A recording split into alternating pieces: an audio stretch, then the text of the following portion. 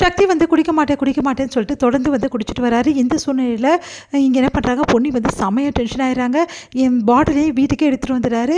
நீங்கள் வந்து குடிக்க வேணாம் சொல்கிறீங்க, இங்கே பாருங்கள் இப்போ உங்கள் முன்னாடியே குடிக்க போகிறேன்னு சொல்லிட்டு பாட்டிலை வந்து ஓப்பன் பண்ணி குடிக்க போகிறேன் அப்படின்னு சொல்லிட்டு எல்லாம் முன்னாடி சொல்கிறாரு.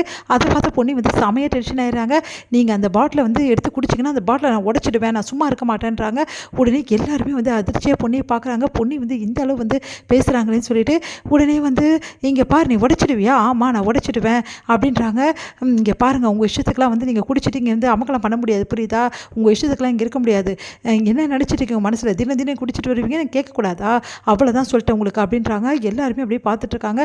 உடனே வந்து வாங்க அப்படின்னு சொல்லிட்டு கையை வந்து அப்படியே பிடிச்சி இழுத்துட்டு போகிறாங்க. பொண்ணு என்னை விடுவாங்க, அந்த பாட்டிலை தூக்கி போட்டு வந்து இழுத்துட்டு போகிறாங்க. ஐயோ பாட்டில் போச்சு அப்படின்றாரு. இங்கே பார் பொண்ணு நீ பண்ணுறது கொஞ்சம் நீங்கள் பண்ணுறதா கொஞ்சம் கூட சரியில்லை அப்படின்னு சொல்லிட்டு செமையாக திட்டுறாங்க. இங்கே பாருங்கள் இந்த நொடி நான் சொல்கிறேன், இதுக்கப்புறம் நீங்கள் குடிச்சிங்கன்னா இந்த வீட்டில் நான் இருக்க மாட்டேன், புரியுதா? நான் இங்கே இந்த வீட்டில் இருக்கணுமா வேணாமா நீங்களே முடிவு பண்ணிக்கிங்க அப்படின்றாங்க. உடனே ஒன்றுமே புரியாமல் சக்தி வந்து யோசிக்கிறாரு.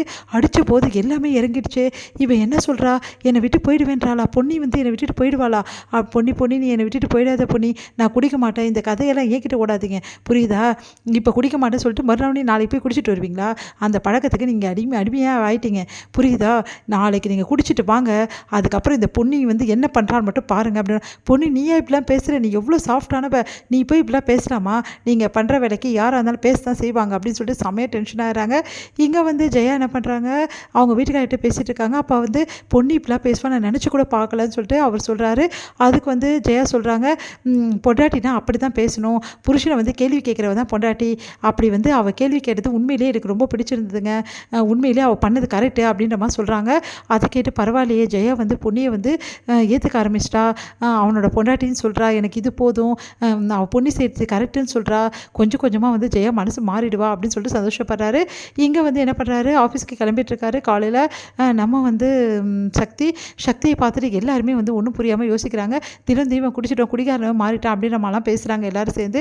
அதெல்லாம் பார்க்குற பொன்னி வந்து இங்கே பாருங்கள் இதோடு நிறுத்திக்கங்க, யாரும் பேசாதீங்க அப்படின்னு சொல்கிறாங்க. அடுத்து வந்து என்ன பொன்னி இப்படியே பேசுகிறாளே அப்படின்னு சொல்லிட்டு யோசிக்கிறாங்க எல்லாரும்.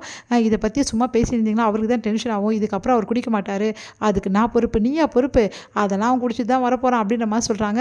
உடனே வந்து சக்தியை பார்த்து சொல்கிறாங்க, பொன்னி இங்கே பாருங்கள் நான் இருக்கணுமா வேணாமா நீங்கள் முடிவு பண்ணிட்டு போங்க அப்படின்ற மாதிரி சொல்கிறாங்க.